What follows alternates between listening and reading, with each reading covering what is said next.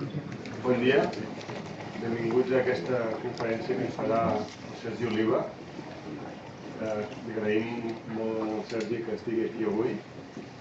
Amb tota aquesta titulació de Data Science que impulsem les tres escoles, l'Escola de Telecomunicacions, la Facultat d'Enginyeria d'Informàtica i la Facultat de Matemàtiques i Estadística, anem fent periòdicament conferències amb antics alumnes d'alguna de les tres escoles que estiguin treballant amb ciència de dades. La veritat és que la ciència de dades avui en dia és un autèntic boom i aquí a la facultat, per posar un exemple, on titulem entre matemàtics i estadístics com a estudiants de grau, uns 80 estudiants l'any, rebo, jo diria que dia sí dia també, una oferta de feina en data science. Per tant, en aquest moment estem totalment sobrepassats a l'hora de generar graduats que puguin treballar en això i es va tenir la iniciativa de crear aquest títol de ciència de dades, ciència i enginyeria de dades, iniciativa del Jordi Cortadella, que serà aquí, i d'altres, d'acord, però el primer que va pensar va ser ell, que serà qui presentarà el nostre conferenciant. Espero que la xerrada ens agradi, estic segur que sí, i sobretot pels que som amants de les disciplines aquestes científiques, de matemàtiques, informàtica, etc., i que sobretot som una mica malalts de bàsquet, doncs segur que serà una xerrada molt interessant. Li passo la paraula al Jordi perquè ens faci la presentació del conferència. Sí. Farem la conferència i la presentació en anglès perquè creiem que a la sala hi ha gent que no entendia el català. Bon dia. Good morning. So it's a pleasure to introduce Sergi Oliva for many reasons, because we have a lot of common things. We live in the same town. We used to live, now he lives in Philadelphia. We went to the same school in San Sadurní d'Anoia. We studied at the same school here at the university, the Facultat d'Informàtica, and I had the pleasure, I was his first teacher in doing the first steps in programming, first year though he was my student. And then it was my first class on the first day of my year. Really? I didn't know that. 8 a.m. Was that traumatic or? And then he decided to do a PhD in my department under the advisory of Alberto Cerías, who is there around, on computational complexity, something on theoretical computer science. At the same time, Sergi is a very active person, so I remember in my town, any social event he was involved. So I think he played all the roles in the town, except being mayor of the town, but someday maybe. But he had a lot of passions, but one of them was basketball, and he was a player. He also was a coach of a small team in the area, in St. Llorenç. And I think that during his PhD he was incubating this idea of how to combine both passions, computer science and basketball. And finally he managed, so he found an opportunity collaborating the 76ers. First at part-time distance from here and there, but I think those guys detected that there was a lot of talent behind him, and finally they made a tempting offer to have a full-time job in Philadelphia. So today he will talk about his two passions probably and how he combined, and I think you will enjoy the talk. So Sergi.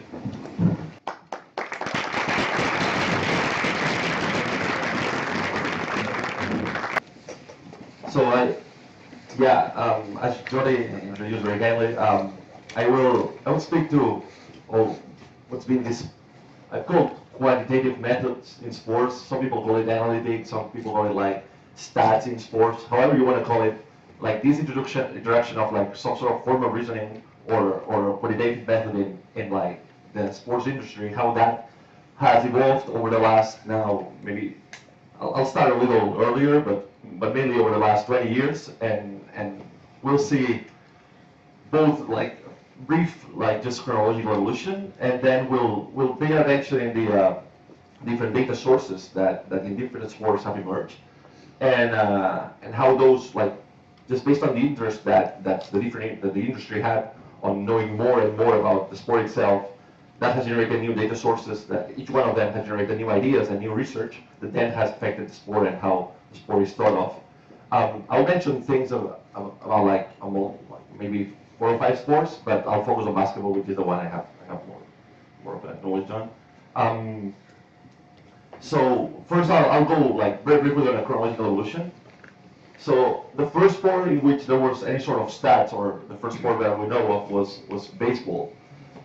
And I'll say stats being tracking something on the field or on the sport that's not actually the score. Like everybody was tracking the score of the game, but they were the first ones that were starting to track other things that related to the game and trying to describe how the game was played.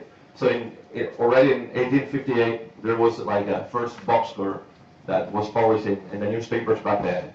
And it's not surprising that they were the first ones to actually like revolutionize the game through stats, just because they had so much more data accumulated than any other sport beyond other facts. So it was in the 70s, like maybe he came a little late, 120 years after the data, but he was the first person, Bill James, to kind of put together some sort of a more formal approach to how to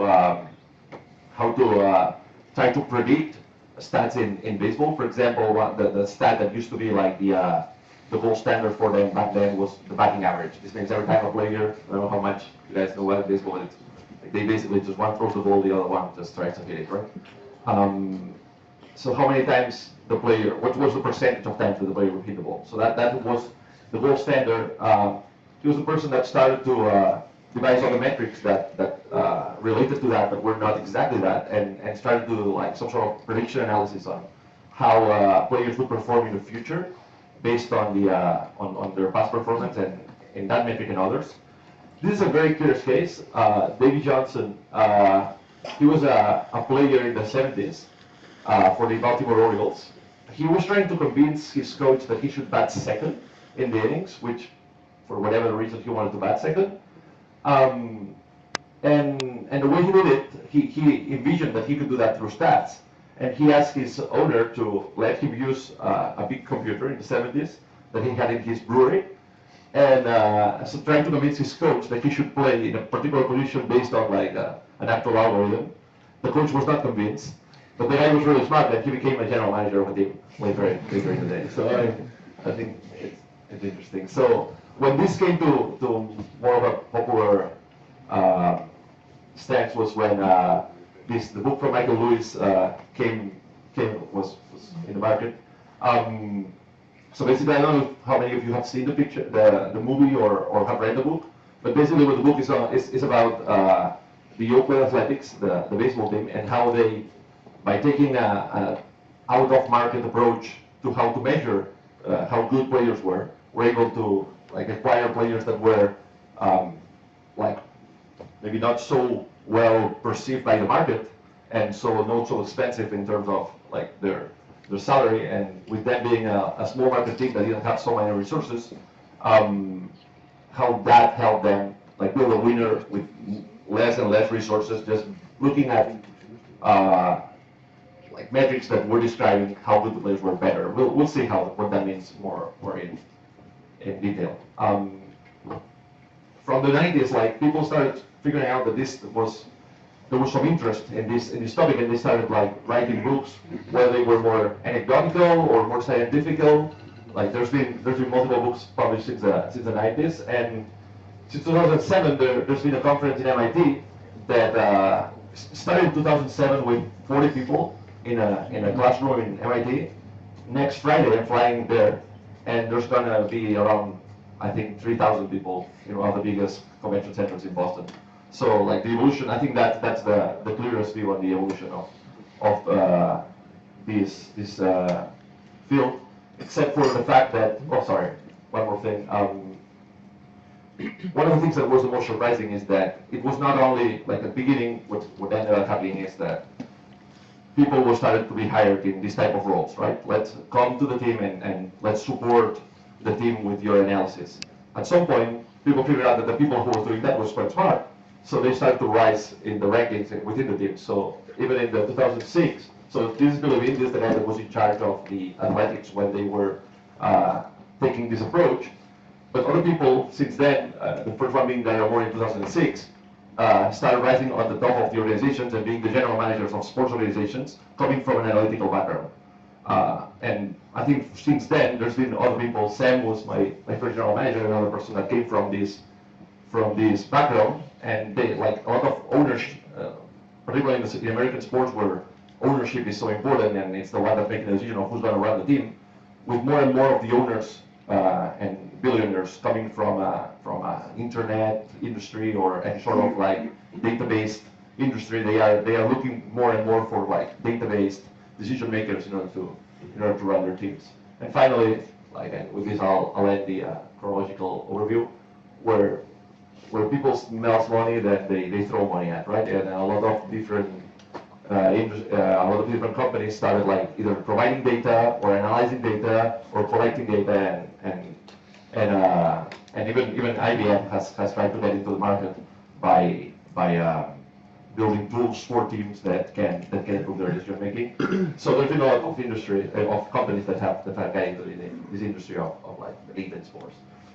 So this is just a brief overview of like how it has evolved over this last 30 years. Now I'll focus more on the technical part, which is a little bit more interesting. So there's like three basic stages on the type of data that we had available. The first one, like back in the day, the only things that we knew is the things that we counted. So how many times this or that happened in different sports. The things that we count are maybe different, but in general, like it's just counting individual events that happened. We'll see the other two later. So usually this comes in the form of a box score. So basically, there's a list for every player. Well, he has gone to about 3 times. He has batted at this 266 batting average, etc., etc. We just count what happened, put it in some sort of like table format, and try to get some insight from what's going on. So this is happening in baseball. There's boxer for football, boxer for hockey, soccer. This is the basketball one, like the shots, the free throws, rebounds, etc., etc. Right?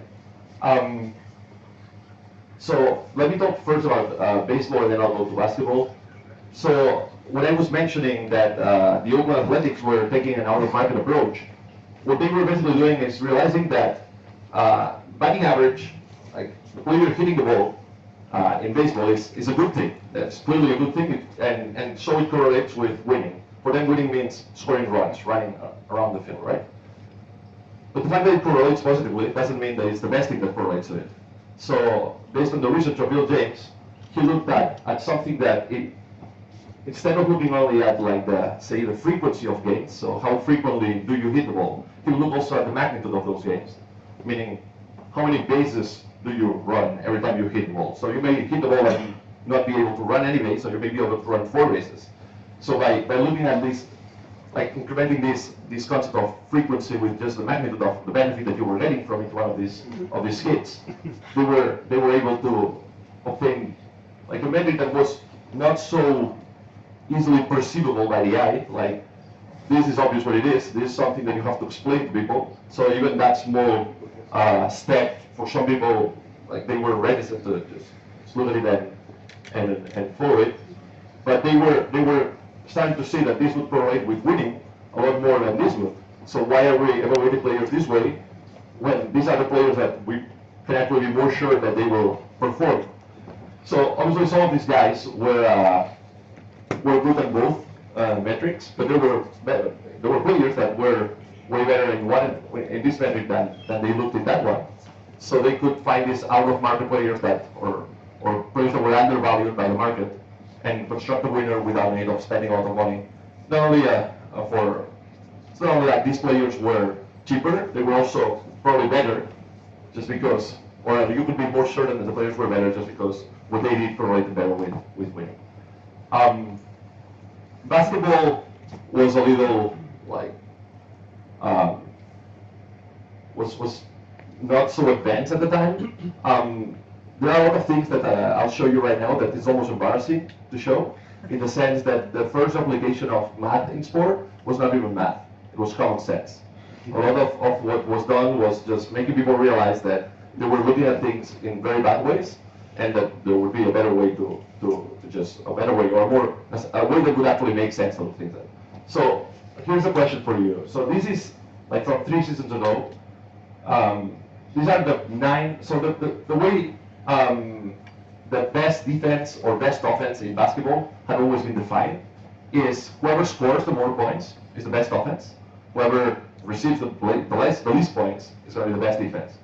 So these are the 9 best defenses and the 9 worst offenses of the league at a certain point. Can you find something interesting about these two sets of things? These are only some of the teams in the league, like half of the teams. Anyone?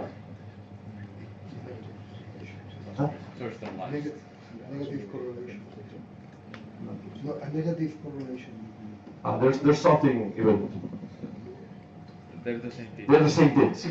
So of 18 teams in the league, the 9 best defenses are the same as the 9 worst offenses. So that clearly has an explanation, right? There are coaches that only work on defense. They never practice offense, so they are very bad, and the defense is really good.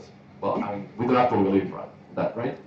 Like those coaches would like to be good on both sides of the court. So the first thing that comes to mind is why does this happen? There has to be something that we're not accounting for that makes the best defenses look like the worst offenses. So there's 2 parts of scoring a basket. One is actually doing it, and the other one is having the opportunity to do it. So it's not the same if you see a game that is like fast break, fast break, fast break, fast break, fast break, or a game that when the players go and actually like play a little bit here, slow it down, play a little bit at the other end. So the opportunities that the team has to score depend on like the chances of a team for a team to score depend on like how many of these possessions has had during the game. So the pace of the game is as important to determine like the final score as it is your efficiency when you have the ball, right? So just uncoupling these 2 things and saying, well, this is how many chances you had to score, and this is how efficient you were in one of the chances. So this probably would say, it's obvious that there's something that the metric of points is putting those things together and mixing them in a way that you cannot identify them. That was not obvious for the industry for a long time. So at some point, people realized about it and say, well, there's one thing is like how fast you play, and the other thing is how efficient you are when you actually have the ball. So if you look at like this same table, uncoupling pace and efficiency and removing the pace part, this is like actual points per possession allowed for the best defenses, and actual points per possession allowed for the worst, scored for the worst offenses. So now these things make more sense. Like the actual good teams are on top, and the worst offenses are like the bad teams, right? This doesn't seem very surprising. Doesn't seem like very advanced math, but just them realizing that there were like metrics that they were kind of joining together and not identifying like what was the problem in each of the games. Like that was a big drawback for them. For example, if you score more you have 2 games and you score more in the second, some coaches will identify that as like we play better offense today, when the only thing that happened was maybe that the game was faster. From here, there was this guy, Dean Oliver, that wrote one of the seminal books in the topic that said, well, apart from points per possession, we'll dissect the offense a little further. And he defined like 4 orthogonal metrics on the 4 main aspects that he considered of the game: shooting, turnovers, rebounding, turnovers, like when you just lose the ball, rebounding and fouling, and started thinking like, how can I approach each one of these better? And none of these is going to be very surprising. So before his time, people was looking at shooting, again, only as the frequency of the ball going in. Meaning, if I was shooting 6 out of 10, I was shooting 60%. If another guy was shooting 4 out of 10, you're shooting 40%. That's obviously true. But there's a 3-point line that gives more points to the players that shoot from like beyond it. So a player shooting 4 for 10 from the 3-point line is scoring 12 points, while a player shooting 6 for 10 from inside the 3-point line is scoring also 12 points. So like the magnitude of the gain in scoring a 3-pointer was not accounted for in those shooting percentages. So somebody realized that and said maybe we should adjust these percentages in order to capture this notion. He also went and say, well, I mean, we may have 20 turnovers in a game, but if the game had been played fast, that may be not as bad as if we had 20 turnovers in a slower game. So the concept of how many opportunities you had came again into play. Somebody realized that it seemed to be the case that the more shots we missed, the more offensive rebounds we managed to grab. Surprising. So instead of looking at a player and saying this player has grabbed 5 offensive rebounds, this is incredible. Well, let's see how many opportunities he had to grab those 5 offensive rebounds. So every one of these aspects was tried to define in terms of like relative to the opportunity that the player had to, or based on like what was the magnitude of the gain of the action of the player. None of the things that I'm saying now are like very advanced, but people started calling this advanced analytics. Instead of looking at the shooting percentage, we'll look at what they call effective shooting percentage. Instead of looking at the number of rebounds, we'll look at the rebounding percentage of the players. So try to be a little more fair to the players, accounting for the opportunities that they actually had. So people call this advanced analytics. I think in this room we would call it basic arithmetic. There's nothing advanced about it. But you have to think like the industry was set back for like 30 years in the past, and it was like these minor ways to change people's minds that made it like take these first steps towards like getting more granular in more and more topics, as we'll see next. The interesting thing is that if you look at the newspaper right now, and sorry for the journalist, maybe the ones present in the room, this does not apply to them, but a lot of media is still speaking about points scored as like best offense and points allowed as the worst defense. So even though this may seem obvious to everybody, that's not even how like the media thinks about the game, at least around here. It's encouraging that at least in the States, I think this has advanced a little bit, and now ESPN is using this type of points per 100 possessions, which 100 possessions is around what an NBA game has. So this points per 100 possession is similar to points per game, but accounts for the variability in pace across different teams. So they are accounting for those things. So at least the American media has moved forward and started using these things. Some people here has as well, but I think it's not as generalized. And even in this is a scoreboard from the Houston Rockets, the thing that hangs from the ceiling. And you can't see it, but in the bottom corner they have these 4 factors that we were saying: the shooting, rebounding, etc. in terms of percentages displayed there. So teams have started to like deliver this information a little bit more freely, and people are starting to understand it and looking at it the same way that they used to look at like rebounds or points. So these were the first steps. Like the data was just counting things. There was not a lot of data, but just looking at it from a smarter perspective just gave an advantage to the teams that were doing that. So if you went to sign somebody to rebound for your team, instead of looking at the guy the guys from the worst teams usually look very good, just because their team were missing a lot. Their team was missing a lot, and they so have more opportunities to grab those rebounds. So you start to discount a little bit those players just because of the opportunities that they had to perform, right? So one of the things that we started counting as well, as much as like the rebounds and the points, and this has been done for a long time, is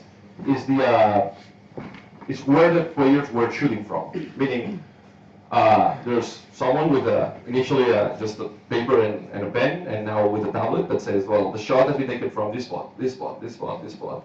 Now we do it with cameras, but we'll talk about it later. But from like 1996, they started to like track where the ball was shot from, so that they could build this type of charts saying, well, in this one, for example, the color from blue to red means like how effective players were from that spot, and the size of the dots represents the frequency of shots from there. So this is like kind of an average thing.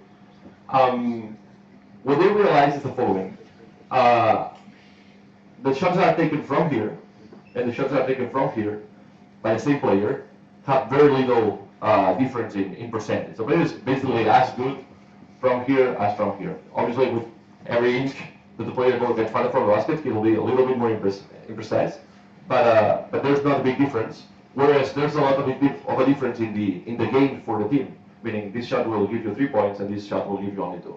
So the shots that were around this area were started to be a little less well regarded. meaning I'm not sure that the shot, that taking this shot between the 3-point line and the painted area is gonna be so good for my team, because it's gonna give me less games than the 3-point shot just because of the number of points, and I'll shoot it at a similar percentage. So some teams started digging into this, and here this chart, by the way, if this was just frequency, just field goal percentage, this would be blue. This one is accounting for this concept that I'm talking about already, meaning points per shot. So identifying that the 3-point shot is going to give you more points than the 2-point shot. So some teams started accounting for this already, and their team strategy adapted to this notion. Meaning, well, there's a big area here where it's very hard to be efficient, and there's an area here where it seems easier to be efficient. So they started shooting more and more threes. So from 2.77 threes a game in 1980, now in 2014 the league was at 21. Right now the league is almost at 30. There was a big spike in the middle. This was just because they pushed the 3-point line a little shorter than it used to be. So there was a change in regulation, and that's how the market adapted. And some teams have pushed this concept more than others. For example, the Rockets have been the team that pushed this the furthest.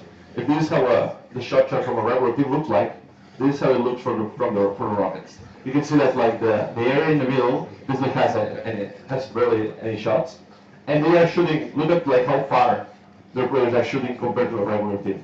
They are trying to expand this score as much as possible. This is what percentage of the shots or that the team takes are from the 3-point line. And you see that the NBA has increased slowly, but increased over the years.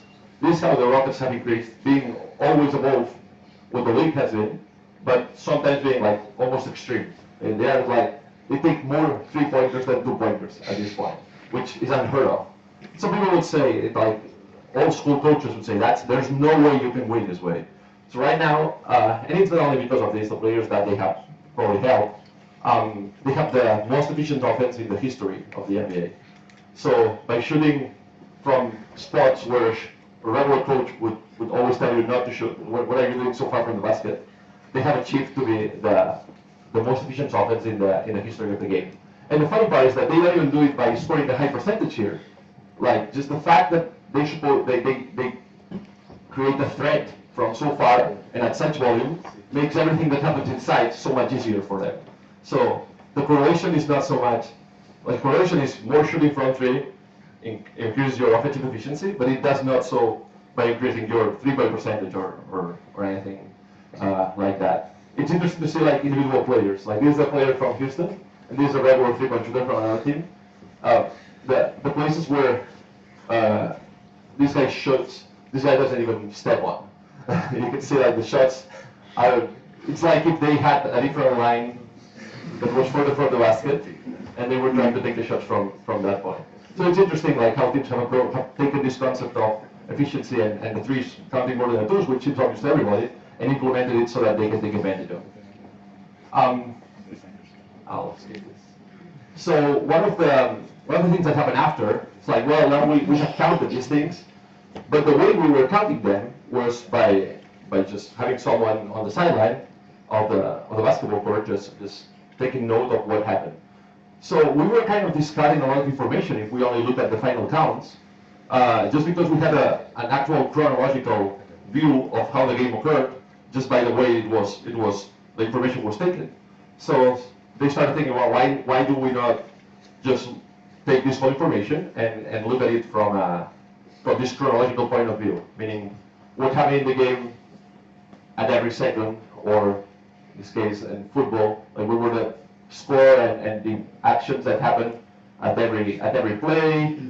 Same thing for hockey, same thing for basketball. There's a defense rebound, then some player makes a 2, then the other player scores, then the other player scores. So this way, beyond that, knowing that the actual counts of how many points a player scored, how many rebounds a player got, we had some sort of a context of where those things occur. If you look at the box score that we looked at before, probably there was no need for much mathematical knowledge. Just applying common sense and on how you looked at that was enough. Here, as you want to start processing and computing metrics over these things, you can imagine that a more algorithmic point of view is at least going to be more pragmatic for you, right? Just going over a list and determining what are the contexts in which each one of these actions occurs. So, for example, for this three-point shot, one thing that I may ask is which were the players that were on the floor, and just by looking at what were the substitutions that were happening before, we can have that information. This went to by having this context, the first thing that emerged was that we didn't have a good way to rank the players before. In fact, let me go back. The ACB League ranks the players in a very interesting way. They basically say, we'll give you 1 point for everything you do well on the court, a rebound, a shot that you make, and we'll take 1 point for everything that you do badly on the court. And they play games about that, and they give players awards based on that. But that's that. I mean, there's been multiple people trying to define these linear methods on saying, we'll give some weight for the value for each one of these actions, and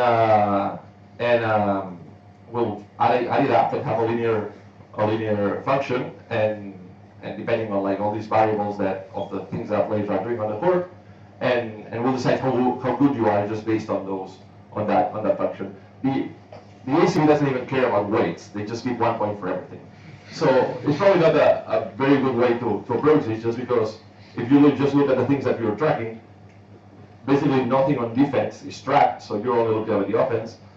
You're tracking absolute magnitudes, like number of rebounds or number of points, that, as we saw before, like probably not the best way to approach these things. So the problem of ranking players and saying like which player, the basic question of which player is better than the other, which depends on so many other things, was not a question that we could answer like effectively from the analytics standpoint.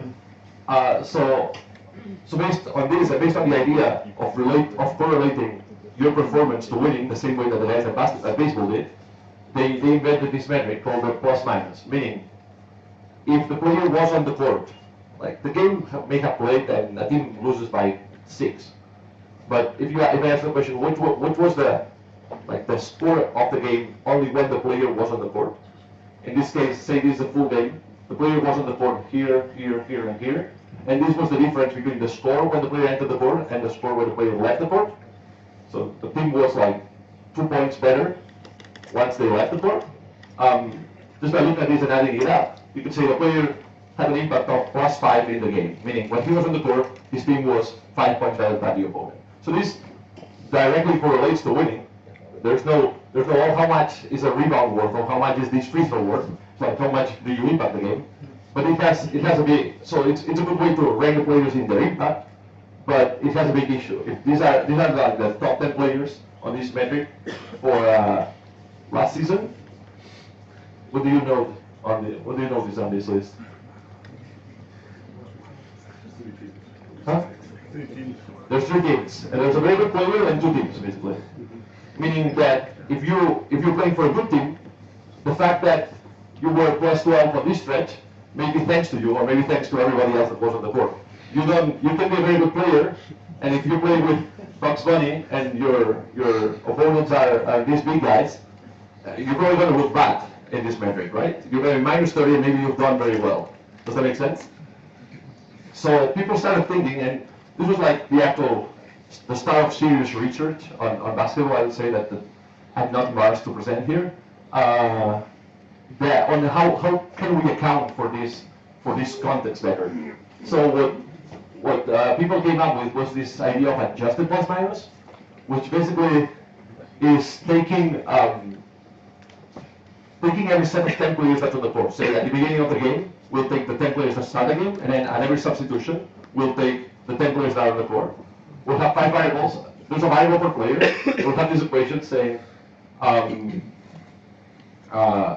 player 1, player 2, player 3, player 4, player 5, and the team from the home team are on the court. We'll subtract the away team, and then when there's substitution, we'll just change player 2 for player 6.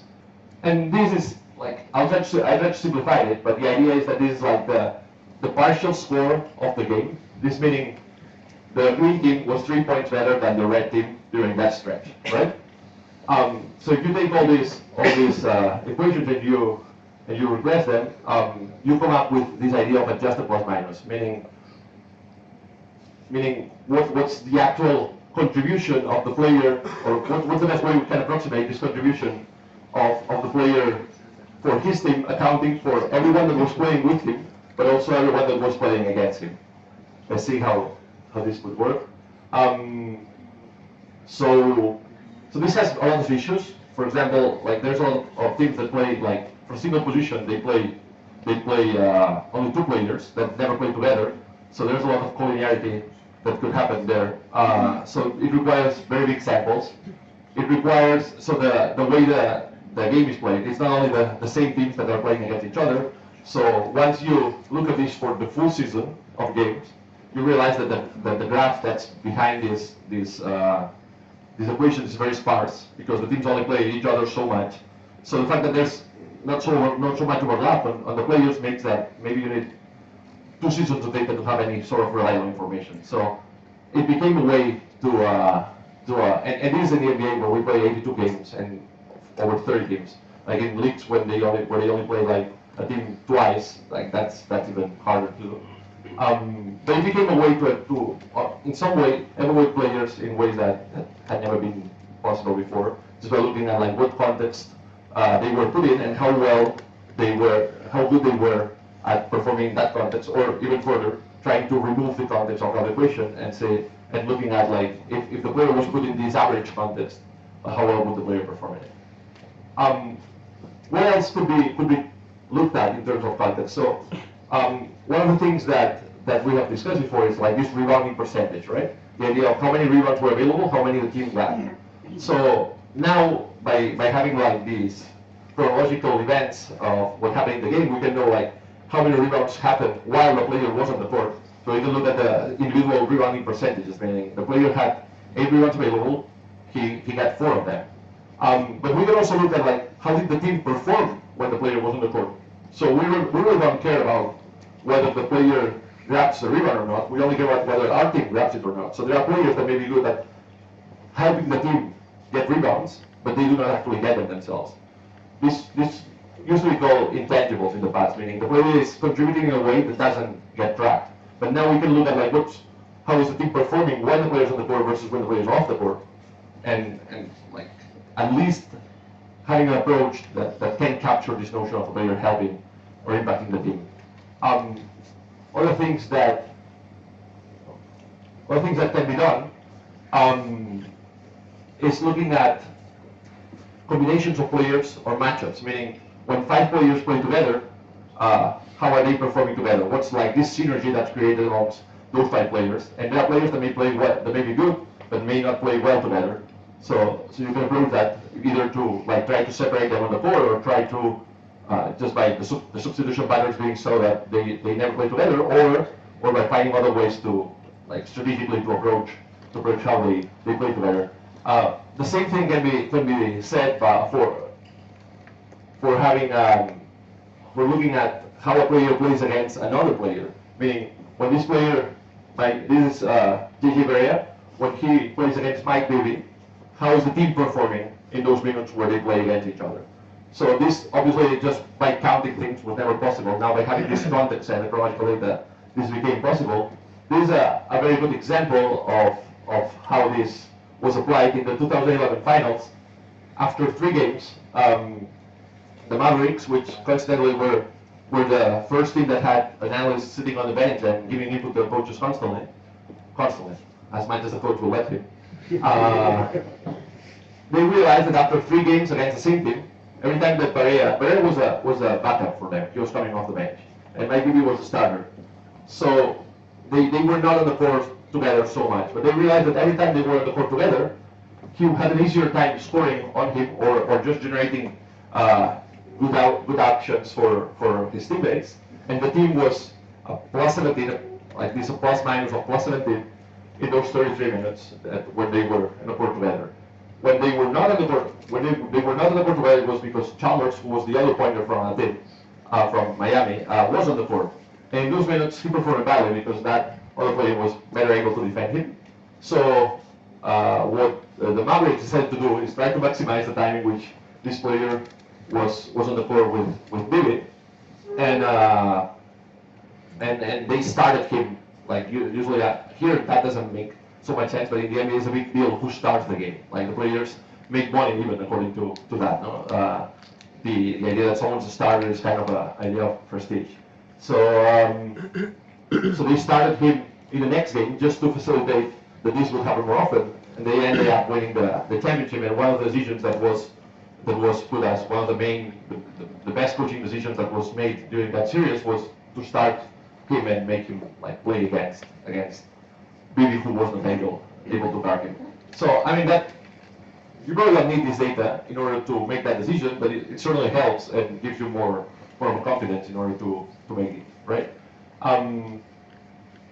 So what was the consequence of having this type of metrics that rank players in this way that was not so much related on the individual actions of the players that you track, but on their overall impact on what was happening on the court?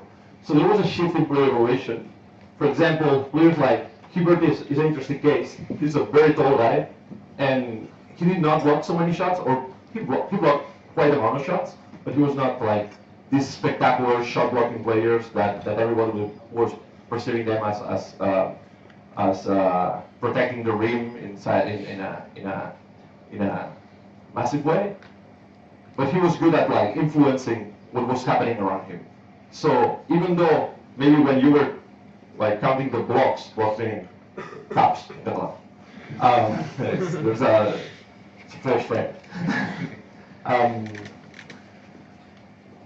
Even though your count of blocks maybe did not give you how much he was influencing the game, like just by looking at what was going on in the game, what was his actual impact on like the plus minus and the shots that were around the basket area when he was in the game, you realize how much he impacted that aspect of the game without having sometimes nothing to stand for it in the box score. So there was a shift in player evaluation, particularly on the defensive end, and people started to realize that there were particularly a lot of value in having tall players around the rim. That always seemed to be the case, but it was very clear that those players had a major impact defensively that other players would never have, and so all of a sudden this guy started being paid a lot more money, just because of it. And now we have some centers that are not very good, but they have this reputation for being good rim protectors, and they are paid massive amount of money. And you look at him and it's like, oh, maybe I can play basketball better than this guy. But he's 7 feet tall and can raise his arms and look enormous. So now is when this gets a little more interesting, which is up to here, like there was really no need for any sort of computational knowledge in order to approach all of this or anything related to data science even. Like was trying to approach things in a smarter way that had been done by the industry, but there was no real science, or not so much of a science. Like the best thing that we've seen is linear regression. So it's not like we were revolutionizing anything from a scientific standpoint. It was a revolution in terms of like how decision making had been approached in the industry. At some point we started getting tracking data. What does that mean? It means that there were cameras or chips or different devices that started tracking the players around the court. It happened in football, it happened in hockey, now we know like distance amongst players, it happened in soccer, it happened in baseball in different ways.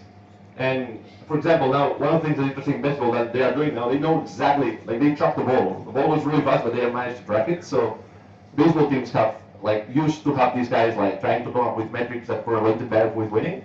Now they have guys that try to explain to these players where is the ball more likely to go and train them in order to play against particular features. So you can see like the jump, right? From trying to drive metrics that kind of inform what has happened to trying to actually like help the players directly on things that are actual actions that happen on the court.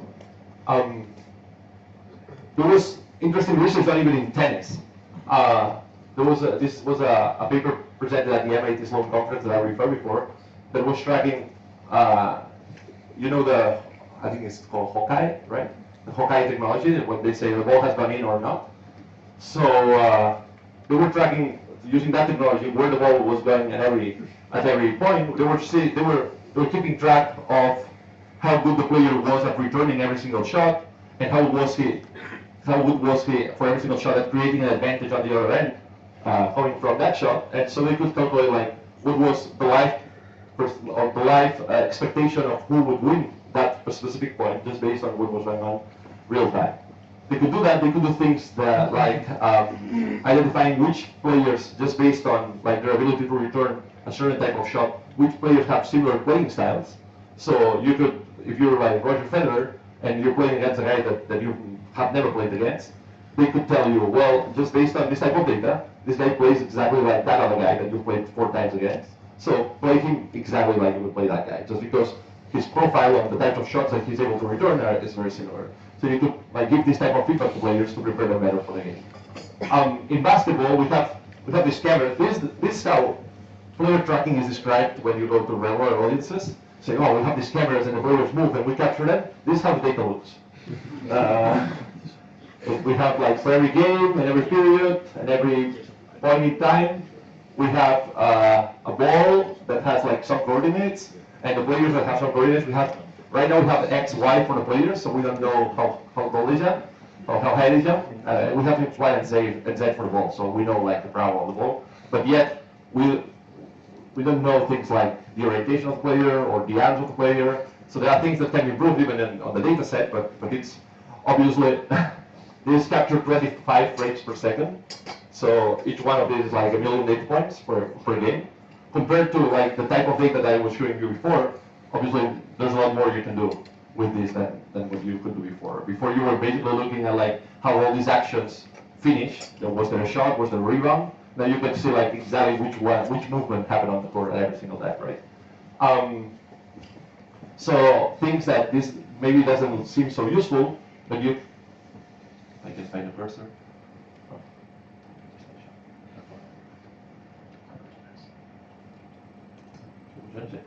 You could actually track like real time what the players are doing and like what's the distance, for example, that you have between a player and another. And if you're probably not one to coach the player and say, I always want you at 10 feet, but just if you emphasize as a coach that you want to not to leave a player over on the weak side because maybe that player is a very good shooter and you want to make sure that he's always got it, you could make an emphasis using this type of data and say, well, you had on so many occasions you were leaving the player way more open than we thought. This is like just tracking and visualizing. Now it's the cool things that can be done with that are this. This was done by the Toronto Raptors. This is not me, but some of the people that work on this now working in my department with me. The blue points, this is basically the same thing you've seen, but there's a lot more into it. These lines are computing real time which player is guarding each player, so we know who defends who. And there's like paper that has approaches. Well, there'll be like 2 or 3 approaches to this, but there's a paper from that conference, one that approaches it, and you guys can find online. So this player is guarding this player who has a ball. Everyone can see, right? That right? If I was just running this, you would say, well, that's not so spectacular. I just know who has who, which I could see anyway. But you will see that as I play the video, there's going to be like some like almost ghost players that will show up, that will. Let me see. Close. No.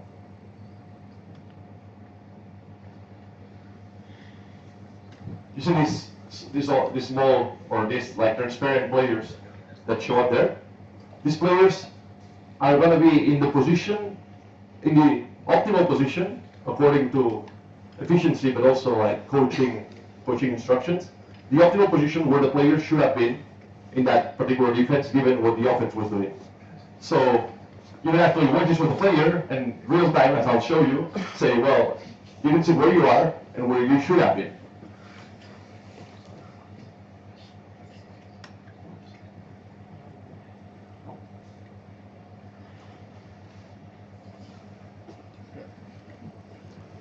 So you could say, well, sometimes you're helping too much, sometimes you're not helping enough, etc., etc. And like I think it's a better approach to watch this and the player realize what the errors he's doing himself than to just scream at the player and say, oh, they scored on you twice, which was usually what was happening before.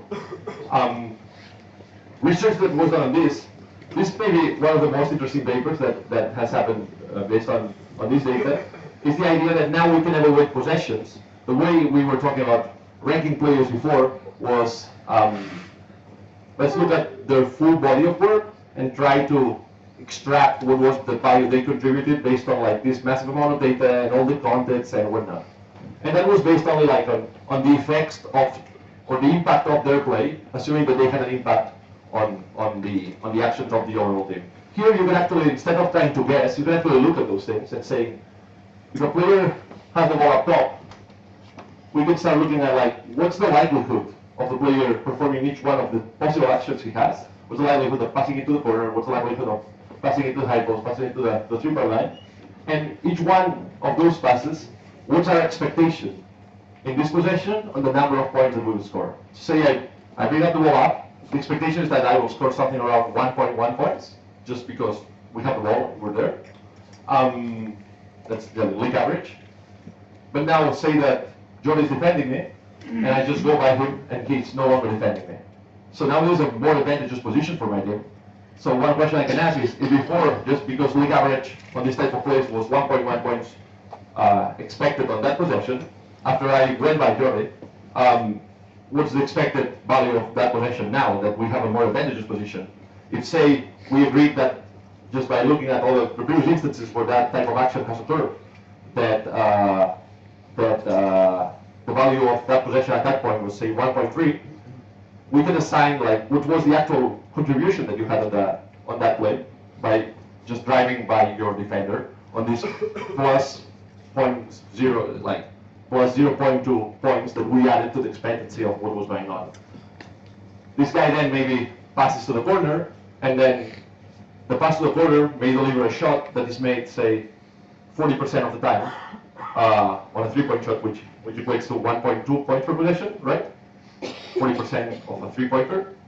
So if I was in a position where I regularly score 1.3 points, maybe that pass to the corner was not a great idea, because I would only expect 1.2 points scored there. So by passing to the corner, I subtracted from my team an expectation of 0.1 points. Do you guys follow me on that?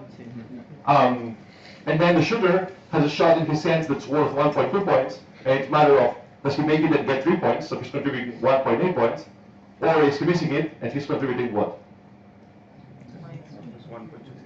0? Not really 0, because he's not turning the ball over. There's an expectation that somebody may grab that rebound and then score, so it's not actually 0. It's like just by taking a shot and missing, the player is contributing something to the team better than just throwing the ball out of bounds, right?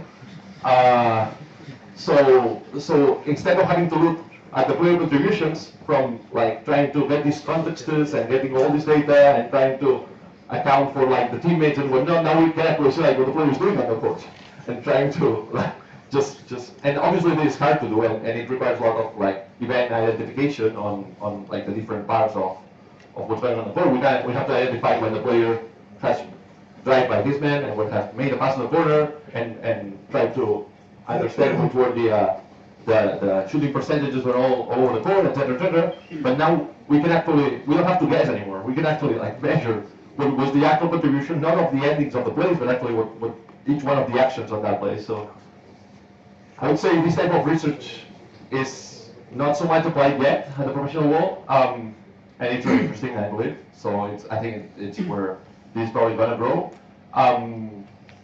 But I thought this was one of the papers that made, to me, the most impact on the whole industry after the player tracking data was delivered.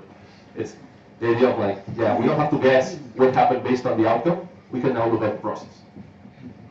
Other things that have been done that are interesting, Andy Miller was able to identify, by using techniques from text analytics, he was able to identify what are the most common actions that are happening on the court, not in terms of like complex actions, but just what are the most common movements, and then by trying to pair those together, group those together, cluster them, he was able to take all the plays that have been run in the NBA and cluster them in groups of plays that were similar. So every play that resulted in a guy driving to the basket and kicking the ball to the corner and someone taking a shot, he could identify a group. So then you can start looking at like which type of plays are inherently more efficient. So maybe there are things that the teams are doing and are doing a lot that is generally like maybe not so efficient, maybe efficient for that specific team, but in general, like if you're starting from scratch, how would you design your playbook in order to be like generally efficient? This was the first approach to it. And being able, obviously, it's almost 1,300 games a season, and it's 200 plays a game. So obviously, this is something that manually tracking is probably not gonna do. Other things that were interesting that were presented as part of research based on this data was we saw the shot charts.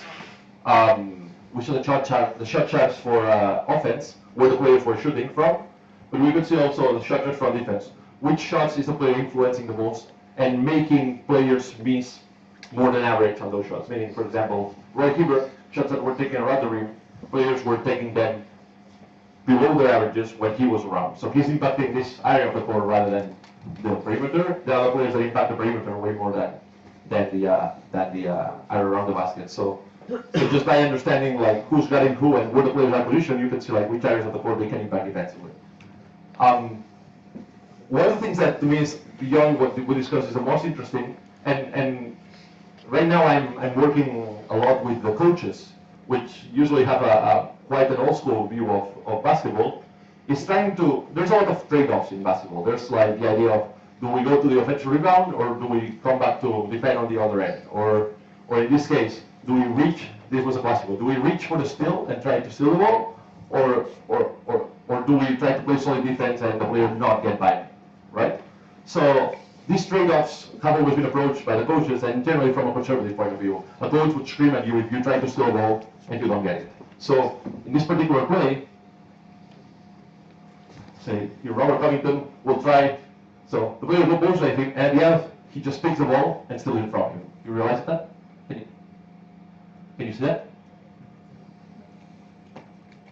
So at this point, the coach would be screaming at him. It's like, why did you let the guy go by you? Or they call it blow by you. And at this point, the coach will say, you're lucky. Because this doesn't happen so often. So one of the things that we can look at is like, how often does this happen? It happens at different levels of frequency for one players or others. And then the other thing that's even more interesting is like, what's the value of this happening versus what's the value of you letting your guy go? And in the coach's mind, these trade-offs were always one-to-one. Meaning, if you steal one of these balls, but you let the guy go one time, that's not good anymore. That's not good for you because like you don't let the guys go by you. It's like it's been the teaching point over and over for years.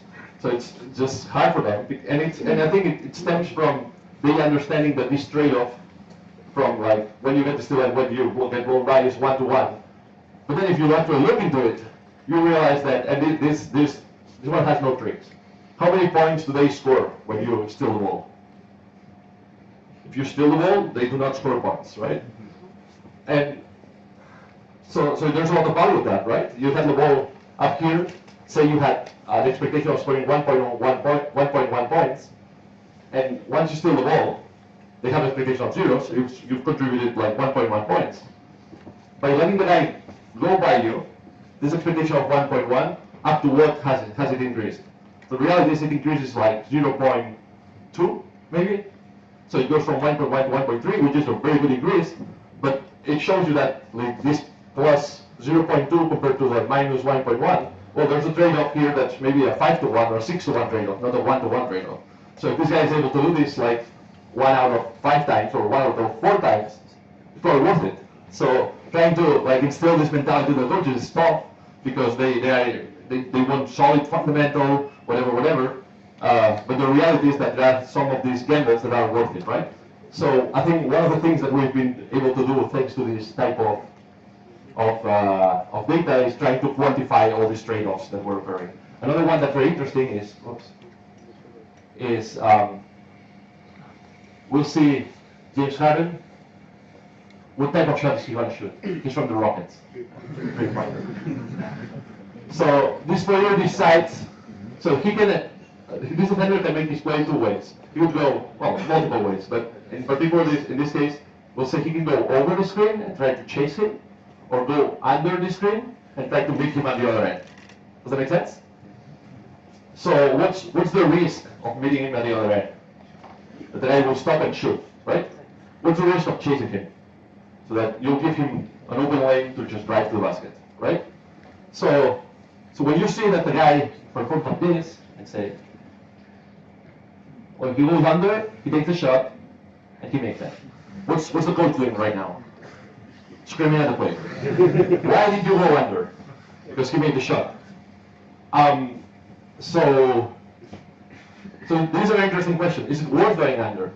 So I think now I'll apply computational complexity for the only one time in this talk.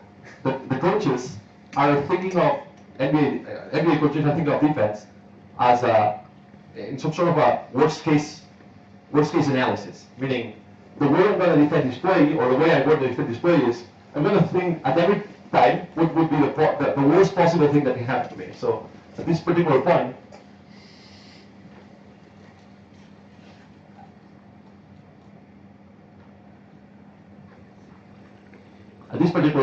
the worst thing that can happen to me is he can hit a three. So I want to avoid that, right? And then whatever happens after, there will be a worst case, and we'll find a way to avoid that as well. And then we'll find a way to avoid that, and then we'll find a way to avoid that. And there's this narrative fallacy in their minds where they can actually avoid every single thing that's happening, and the reality is that doesn't happen, otherwise the score would not be 100, or well, in this case the game just started, right? But they score 100 points, so that defenses are not actually able to avoid every single one of those things. So instead of looking at it from a worst case perspective, you should look at it, I believe, from an average case perspective. So the question is, how often is he going to shoot this shot, and how often is he going to make it, and how many points per possession does that represent? And then when he actually doesn't make the shot because the defender goes over, what happens after? Because it's nice to say that if the defender goes over, he doesn't shoot, but he puts all the other players in a very compromised position where they have to help and recover to the guy, and all people may get open and get easier shots, etc., etc. So by trying to prevent this action, you may be causing something worse happening after it. So trying to quantify this trade-off and going from this worst case analysis to this average case analysis is also possible now thanks to this data. So now we can look at data and say, what are the points per possession of this team whenever players go under him?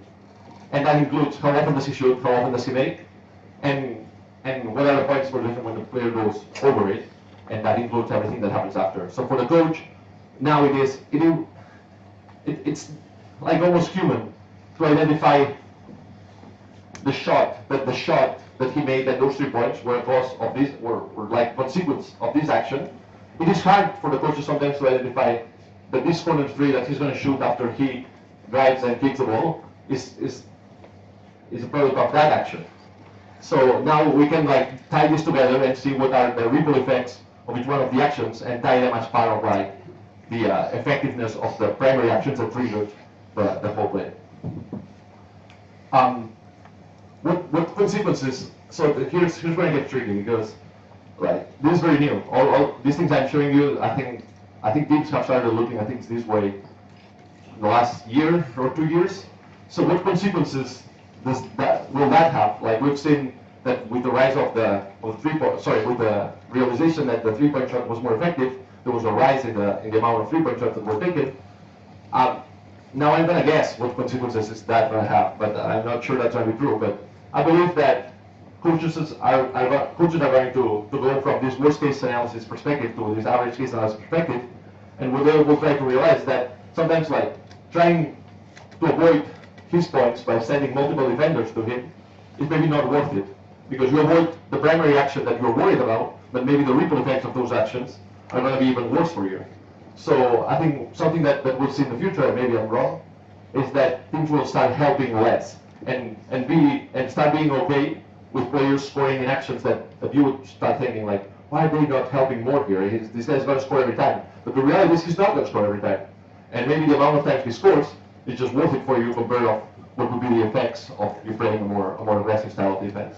So I think this has been, you can imagine that for someone in my position, going from counting things to having a chronological evolution to actually having what's going on in the game And I admit we're missing a lot just by not having, say, orientation or the arms. So we have to guess a lot about like how long the players are and how much. Like we'll never know if a player races 10 or not, but we'll assume he always does.